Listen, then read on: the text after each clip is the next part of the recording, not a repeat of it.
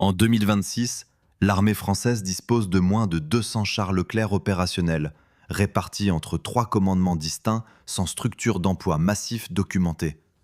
Aucune brigade blindée française n'est aujourd'hui capable de mener une percée blindée autonome à l'échelle d'un corps d'armée, exactement la lacune que la défaite de mai 40 avait rendue visible et que 86 ans de doctrine n'ont pas comblée. Le char B1 bis n'est pas une histoire de défaite technologique.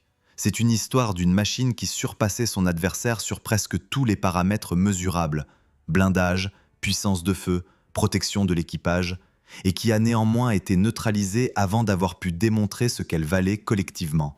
Comprendre pourquoi exige de commencer non pas par mai 40, mais par les décisions de conception prises une décennie plus tôt, et par la question doctrinale qui les a déterminées: à quoi sert un char ? La réponse française à cette question, dans les années 20 et 30, était précise et cohérente. Et c'est précisément ce qui en faisait un problème. Pour l'état-major de l'époque, le char était un instrument d'accompagnement de l'infanterie. Sa vitesse devait correspondre à celle d'un homme qui avance sous le feu. Sa mission était de neutraliser les points de résistance qui bloquaient la progression à pied. L'idée d'une force blindée autonome, capable de se déplacer selon sa propre logique opérationnelle et d'exploiter une percée sans attendre l'infanterie, était considérée comme tactiquement irresponsable, une invitation à l'encerclement. C'est dans ce cadre conceptuel que le programme char de bataille a été défini. Le cahier des charges établissait une machine lourde, bien protégée, capable d'absorber les tirs des armes légères et des éclats d'obus, et d'avancer avec régularité sur un champ de bataille préparé par l'artillerie. La vitesse maximale visée était d'environ 28 km à l'heure, suffisante pour accompagner une attaque d'infanterie soutenue, insuffisante pour exploiter une brèche avant que l'ennemi ne la referme. Ce choix n'était pas irrationnel au regard de l'expérience de 14-18. Il était simplement périmé au regard de ce que la guerre allait devenir. Le B1 bis qui sortit des usines Renault, FCM et Schneider à partir de 1937 était, selon les critères de son époque, une machine remarquable. Sa masse approchait les 31 tonnes, considérable pour un char de cette génération. Son blindage frontal atteignait 60 mm, une épaisseur que les canons anti-chars standards de la Wehrmacht de 40 ne pouvaient pas franchir à distance normale d'engagement. Ce dernier point mérite d'être dit clairement, parce qu'il contredit le récit dominant sur la campagne de France. Le PAC 36, canon anti-char de 37 mm qui constituait la colonne vertébrale de la défense anti-char allemande en 40, était incapable de perforer le blindage frontal du B1 bis dans des conditions d'engagement normales. Les équipages allemands qui se sont retrouvés face à ces machines ont rapidement appris à les éviter ou à viser les zones vulnérables, les chenilles, les ouvertures de vision, les surfaces latérales plus minces. Un affrontement frontal entre un PAC 36 et un B1 bis bien positionné se terminait dans la grande majorité des cas en faveur du char français. L'armement du B1 bis combinait deux systèmes distincts. Un canon de 75 mm était logé dans la coque, tirant vers l'avant avec un débattement latéral très limité. La visée exigeait d'orienter le char entier, ce qui constituait une contrainte tactique réelle. Une tourelle monoplace armée d'un canon de 47 mm assurait les tirs tous azimuts. Le commandant assurait seul la fonction d'observation, de chargement et de tir depuis la tourelle. Une surcharge qui limitait l'efficacité en combat dynamique, mais qui ne remettait pas en cause la puissance de feu brute de la machine. Le moteur développait environ 307 chevaux, une puissance correcte pour la masse du véhicule, mais qui imposait une consommation en carburant élevée. L'autonomie opérationnelle du B1 bis était d'environ 150 km sur route dans des conditions favorables, moins en terrain difficile, moins encore en combat. Ce chiffre est central pour comprendre ce qui s'est passé en mai 40 et il sera examiné en détail dans la partie suivante. Ce qu'il faut retenir ici, c'est que le B1 bis n'était pas une machine fragile. C'était une machine conçue pour un type de guerre précis, dotée des qualités que ce type de guerre exigeait et dont les faiblesses n'étaient pas des défauts de conception, elles étaient des conséquences directes des choix doctrinaux qui avaient présidé à sa naissance. La lenteur était voulue. La faible autonomie était acceptable dans un scénario de front stabilisé où le ravitaillement pouvait être organisé méthodiquement. La surcharge du commandant en tourelle monoplace était un compromis conscient entre protection et performance. Ces compromis avaient du sens dans la guerre que l'état-major français anticipait. Ils sont devenus des vulnérabilités critiques dans la guerre qui a réellement eu lieu. Il existe un moment dans la campagne de France qui résume mieux que tout autre ce que le B1 bis aurait pu être, et ce qu'il n'a pas eu l'occasion de devenir à l'échelle collective. À Stonne, dans les Ardennes, en mai 40, un B1 bis engagea seul un nombre significatif de blindés allemands dans les rues du village et en ressortit sans destruction majeure, ayant neutralisé plusieurs véhicules ennemis. Le commandant du char, le capitaine Billotte, rapporta des impacts multiples sur le blindage. Aucun n'avait percé. Ce combat est documenté. Il n'est pas une légende. Et il pose une question que les historiens militaires ont soulevée sans jamais obtenir de réponse satisfaisante de l'institution. Si une seule machine pouvait faire cela, que se serait-il passé si 20, 30, 50 B1 bis avaient été engagés ensemble, au même endroit, au même moment, avec un objectif opérationnel clair? La réponse est qu'on ne le sait pas, parce que cela ne s'est jamais produit. Non par manque de machines, mais par manque de doctrine autorisant cet emploi. La France disposait, en mai 40, de plusieurs centaines de chars B1 et B1 bis. Ce chiffre, comparé aux forces blindées allemandes engagées dans la même période, ne plaçait pas la France en situation d'infériorité numérique absolue sur le segment des blindés lourds. Le déséquilibre était ailleurs. La doctrine française d'emploi des chars répartissait ces machines entre les grandes unités d'infanterie sous forme de compagnies autonomes attachées aux divisions. Chaque division recevait un soutien blindé proportionnel à ses besoins immédiats. Aucune masse blindée indépendante n'était constituée pour agir selon sa propre logique de manœuvre. C'était une décision délibérée, justifiée par la théorie de la bataille méthodique. Chaque élément de la ligne de front devait disposer des moyens nécessaires à sa mission locale, et la coordination centrale garantissait l'équilibre de l'ensemble. Ce système avait une logique interne cohérente. Il avait également un défaut structurel que les théoriciens de l'entre-deux-guerres, De Gaulle en France, Guderian en Allemagne, Fuller en Grande-Bretagne, avaient identifié et documenté. En distribuant les blindés, on neutralisait leur effet de masse. On transformait une arme de rupture potentielle en outil de soutien local. On s'assurait que nulle part les chars ne seraient en nombre suffisant pour créer une percée irréversible. La Wehrmacht, en mai 40, avait fait le choix inverse.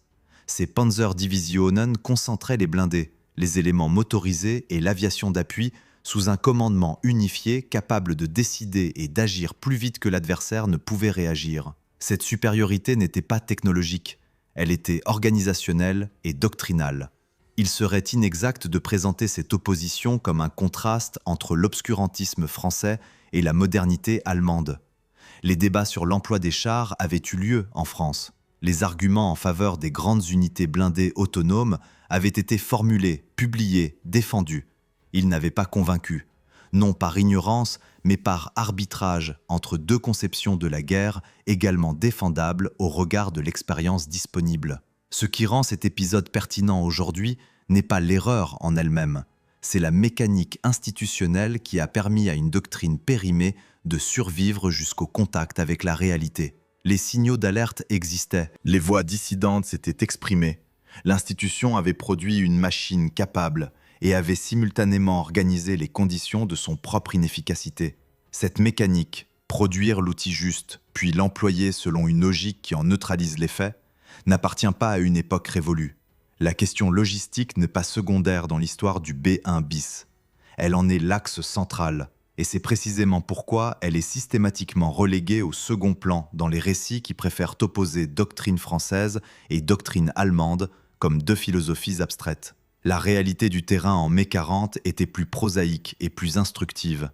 Des chars techniquement supérieurs se sont retrouvés immobilisés non pas parce qu'ils avaient été détruits, mais parce qu'ils n'avaient plus de carburant, et que le carburant n'était pas là parce que personne n'avait prévu qu'une percée ennemie aussi rapide rendrait les lignes de ravitaillement inopérantes en moins de 48 heures. Le B1 bis consommait. C'est un fait que les équipages connaissaient, que les officiers de logistique connaissaient, et que la planification opérationnelle avait intégré dans un scénario de front stabilisé. Le scénario de front stabilisé supposait que les dépôts de carburant resteraient accessibles, que les itinéraires de ravitaillement ne seraient pas coupés, que le rythme des opérations permettrait des rotations de réapprovisionnement prévisibles. Ces hypothèses ont été invalidées en quelques jours. Lorsque les colonnes motorisées allemandes ont traversé les Ardennes et atteint la Meuse à une vitesse que l'état-major français n'avait pas modélisée comme plausible, elles n'ont pas seulement percé le front, elles ont désorganisé le système logistique sur lequel reposait l'ensemble du dispositif blindé français. Les dépôts se sont retrouvés derrière les lignes ennemies. Les convois de ravitaillement ont été interceptés ou déroutés. Les unités de B1 bis qui auraient pu tenir des positions défensives ou contre-attaquer localement ont reçu l'ordre de se replier avant d'être encerclés. Et le repli a consommé le carburant restant plus vite que prévu. C'est dans ce contexte que se comprend la nature réelle des pertes en B1 bis pendant la campagne. Une partie des machines a été détruite au combat, par des tirs d'artillerie lourde, par des attaques aériennes, par des tirs dans les zones latérales ou les chenilles lorsque l'ennemi avait le temps de manœuvrer. Mais une proportion significative des chars capturés par la Wehrmacht était en état de fonctionnement au moment de la capture. Les équipages les avaient abandonnés sur ordre ou faute de carburant, ou parce que la situation tactique s'était dégradée au point que maintenir la machine n'avait plus de sens opérationnel. Les Allemands ont récupéré plus d'une centaine de B1 et B1 bis en état suffisant pour être remis en service après réparation mineure. Ils les ont répertoriés sous la désignation Panzerkampfwagen B2 740, F. La lettre F pour Franz Sich, français. Ces machines ont été utilisées pour des missions d'occupation en Europe de l'Ouest, où leur blindage lourd était largement surdimensionné face à toute menace réaliste et où leur consommation élevée en carburant était gérable dans un contexte de lignes d'approvisionnement stable. Certains ont été convertis en variantes spécialisées. Une version lance-flamme, le Flammpanzer B2, a remplacé le canon de 75 mm de coque par un système projetant du liquide enflammé. Cette conversion illustre un paradoxe que les ingénieurs allemands n'ont probablement pas manqué de noter. Le blindage du B1 bis était suffisamment solide pour justifier de conserver la coque, même au prix d'un remplacement complet de l'armement principal. La machine française était structurellement valide. Ce qui avait failli, ce n'était pas l'acier. Il existe une contre-expérience partielle à l'hypothèse selon laquelle le B1 bis, correctement employé en masse, aurait pu modifier le cours de la campagne. Elle est imparfaite, toute contre-expérience historique l'est, mais elle mérite d'être examinée précisément parce qu'elle ne repose pas sur de la spéculation pure, mais sur des opérations réelles. Le général de Gaulle, à la tête de la 4e division cuirassée constituée en urgence en mai 40, mena plusieurs contre-attaques en direction d'Abbeville dans les derniers jours de mai et les premiers jours de juin. Ces opérations furent conduites avec des moyens limités, des unités qui n'avaient pas eu le temps de s'entraîner ensemble et sans la couverture aérienne ni le soutien logistique qu'une opération planifiée aurait normalement requis. Elles ne parvinrent pas à renverser la situation stratégique. L'issue de la campagne était déjà scellée ailleurs, mais elles infligèrent des pertes réelles à l'ennemi. Elles démontrèrent qu'une force blindée française, capable d'agir de manière concentrée, même dans des conditions dégradées, pouvait créer des difficultés locales significatives. Et elles arrivèrent trop tard, non parce que les chars n'existaient pas, mais parce que la doctrine qui aurait permis de les rassembler et de les employer ainsi n'existait pas au début de la campagne. De Gaulle avait écrit dans les années 30 sur la nécessité d'une armée de métier organisée autour de grandes unités blindées autonomes. Ces arguments avaient été rejetés. Il les mit en pratique dans des conditions qui ne permettaient plus qu'une démonstration partielle et tardive, avec le résultat que l'histoire a enregistré. La capitulation de juin 40 mit fin à la production du B1 bis. Les usines qui fabriquaient ces chars, Renault, FCM, Schneider, FAMH, passèrent sous contrôle de l'administration d'occupation. Certaines continuèrent à produire pour l'économie de guerre allemande, selon des priorités définies à Berlin. Le programme char de bataille français, avec ses spécifications, ses compromis et ses ambiguïtés, fut arrêté net. Ce qui disparut avec lui, ce n'était pas seulement une machine, c'était une filière industrielle, un ensemble de compétences de conception et de fabrication, et, plus difficile à quantifier, une culture de l'ingénierie blindée lourde qui avait mis une décennie à se constituer. Les ingénieurs se dispersèrent, les chaînes de production furent reconverties, les plans restèrent dans des archives qui n'eurent plus d'utilité immédiate. La France, qui émergea de la libération en 1944, se retrouva dans une position paradoxale. Elle avait une tradition industrielle dans le domaine des véhicules blindés, des ingénieurs compétents, des usines partiellement opérationnelles et aucun programme blindé national capable de produire, à court terme, une machine compétitive face aux standards que la guerre avait établis. Le Sherman américain, le Churchill britannique, le T-34 soviétique avaient fixé de nouveaux repères.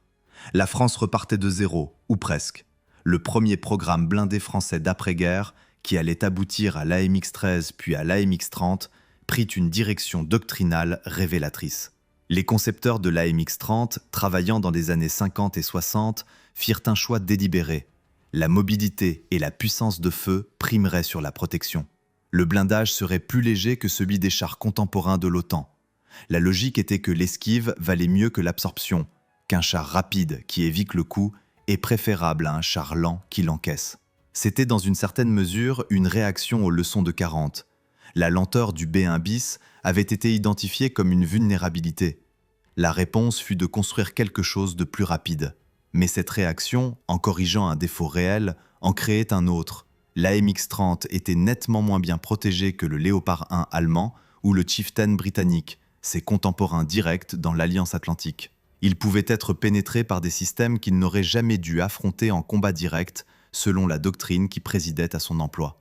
La doctrine, encore une fois, était cohérente en elle-même, et, encore une fois, elle reposait sur des hypothèses que le contact avec la réalité pouvait invalider.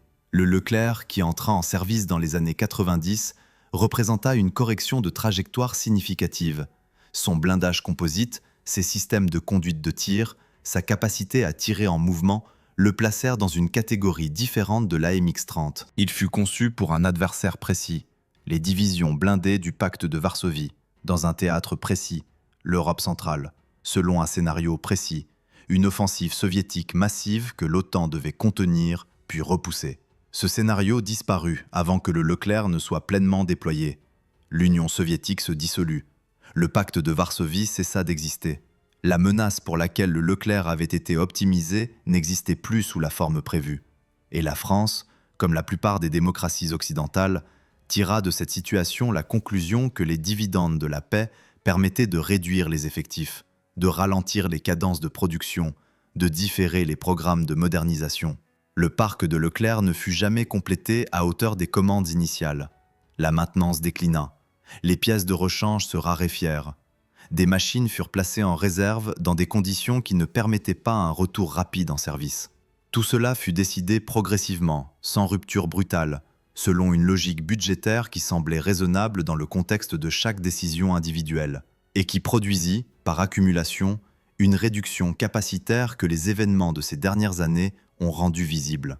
L'invasion de l'Ukraine par la Russie en 22 a agi comme un révélateur, non pas parce qu'elle a créé des problèmes nouveaux, mais parce qu'elle a rendu urgents des problèmes qui existaient depuis des années et que les institutions préféraient ne pas quantifier publiquement. La guerre blindée de haute intensité, que les planificateurs occidentaux avaient progressivement reléguée au rang de scénario improbable, redevint une hypothèse de travail centrale. Dans ce contexte, les lacunes du parc blindé français devinrent difficiles à ignorer.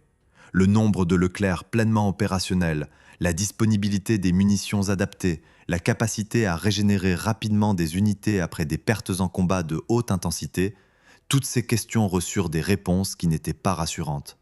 Les débats budgétaires qui avaient présidé aux réductions des années 2000 et 2010 ressemblaient, rétrospectivement, aux arbitrages de l'entre-deux-guerres, rationnels dans leur logique propre, périlleux dans leurs conséquences cumulées. La France engagea des programmes de remédiation.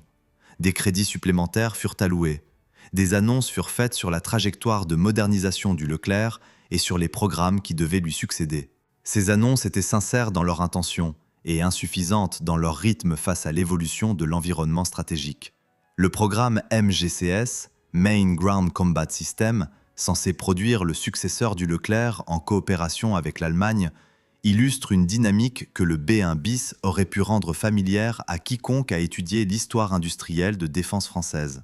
Deux nations avec des traditions d'ingénierie blindée distinctes, des doctrines d'emploi partiellement divergentes et des intérêts industriels nationaux à préserver tentent de concevoir ensemble une machine qui satisfera les deux. Les calendriers glissent, les compromis s'accumulent, les décisions de financement sont différées en attente de clarifications politiques qui tardent à venir. Ce n'est pas une critique de la coopération franco-allemande en tant que principe, c'est une observation sur la mécanique des grands programmes d'armement complexes impliquant plusieurs souverainetés industrielles. Une mécanique que l'histoire du char de combat européen depuis 40 ans illustre avec une régularité décourageante. Le Leclerc lui-même était initialement envisagé dans un cadre de coopération qui ne s'est pas concrétisé, ce qui a conduit la France à développer la machine seule, avec les coûts unitaires que cela implique pour une série limitée. En 2026, le MGCS n'a pas de calendrier de production ferme. Le Leclerc XLR, version modernisée destinée à prolonger la vie du parc existant, est en cours de livraison, mais le nombre d'unités concernées reste limité au regard des besoins identifiés. L'armée française ne dispose pas, aujourd'hui, d'une force blindée capable de mener une opération de haute intensité prolongée sans dépendre de délais de réapprovisionnement et de régénération qui n'ont pas été testés dans un contexte de conflit réel depuis des décennies. La brèche ouverte aujourd'hui n'est pas abstraite. Elle est structurelle et documentée. La France ne possède pas, en 2026, de réserves blindées mobilisables rapidement, capables de compenser les pertes d'un engagement de haute intensité de plusieurs semaines. Et aucun programme en cours ne produira cette réserve avant la fin de la décennie au plus tôt. C'est exactement la situation dans laquelle se trouvait l'état-major français au printemps 40. Non pas sans chars, mais sans la capacité de les régénérer, de les ravitailler et de les employer en masse selon un rythme opérationnel que la réalité du combat imposerait. La machine existait. Le système qui lui aurait permis de produire son effet ne tenait pas à l'épreuve du contact. La question qui reste ouverte, et à laquelle aucun analyste, aucun document officiel, aucun programme d'armement ne fournit de réponse satisfaisante, est la suivante. Combien de temps faudrait-il à la France, aujourd'hui, pour reconstituer une force blindée de combat après 2 semaines d'engagement de haute intensité? La réponse honnête est que personne ne le sait avec précision, parce que cette question n'a pas été testée, et que les hypothèses sur lesquelles reposent les planifications actuelles ressemblent sur ce point aux hypothèses de mobilité et de logistique qui gouvernaient l'emploi du B1 bis en mai 40. Si cette histoire vous a intéressé, laissez un like, écrivez votre avis en commentaire et abonnez-vous à la chaîne pour ne pas manquer les prochains récits. La prochaine fois, nous examinerons comment la France a construit le meilleur canon automoteur de sa génération, l'a vendu à 10 pays et s'est retrouvée en rupture de stock au moment précis où elle en avait besoin. L'histoire du César et de la logique d'exportation qui a vidé ses propres arsenaux.